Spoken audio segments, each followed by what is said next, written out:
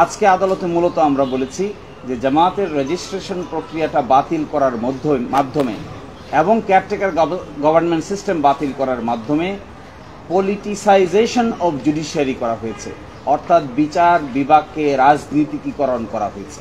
আজকে যে জামায়াত ইসলামীর নিবন্ধন মামলা শুনানি হচ্ছে, যারা এই নিবন্ধন মামলা শুনানি অন্তে নিবন্ধন বাতিল করেছেন তারা মূলত বাংলাদেশের উচ্চ আদালতকে রাজনৈতিকভাবে ব্যবহার করেছেন এবং এই জন্যই নিবন্ধনটি বাতিল করা হয়েছে।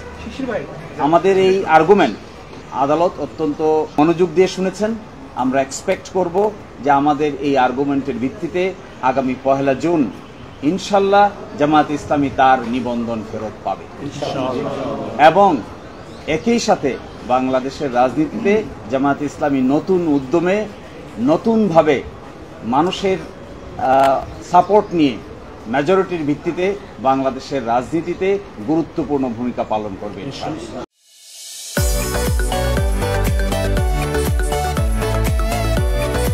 যে প্রতীক নিয়ে বাংলাদেশের সুপ্রিম কোর্টের ফুল কোর্ট সভায় একটা 12/12/2016 তারিখে একটা রেজলিউশন আছে।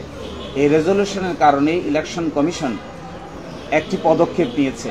আমরা আদালতকে আজকে একটি ডাইরেকশন চেয়েছি আদালতের কাছে যে এই বিষয়টি প্রতীক তো আর উচ্চ আদালত বরাদ্দ করতে পারে না, প্রতীক বরাদ্দ করার ক্ষমতা হলো ইলেকশন কমিশনের। মাননীয় আদালত যেন এই মর্মে একটি অবজারভেশন দেন যে এই ব্যাপারটি যেন ইলেকশন কমিশন উপযুক্ত সময়ে উপযুক্ত সিদ্ধান্ত নেন, এই মর্মে আমরা ডাইরেকশন চেয়েছি। আমরা আশা করি পূর্ণাঙ্গ রায়ে এই মর্মে ডাইরেকশনও উচ্চ আদালত কর্তৃক দেওয়া হবে।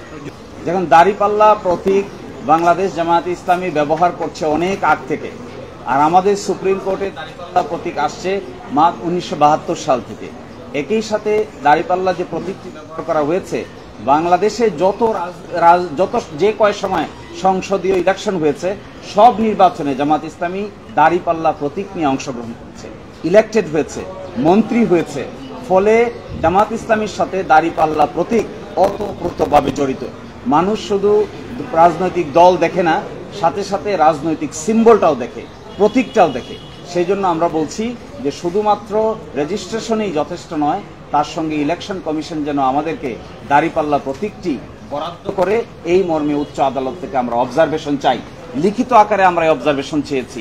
আদালত আমাদের সাথে আপাত অর্থে কোর্টের গেস্টার অনুযায়ী মনে হয়েছে এই অবজারভেশনও পাবো ইনশাল্লাহ। ফুল কোর্টের রেজলিউশন কোনো বিচার বিভাগীয় সিদ্ধান্ত নয়, কোনো বিচারিক সিদ্ধান্ত নয়।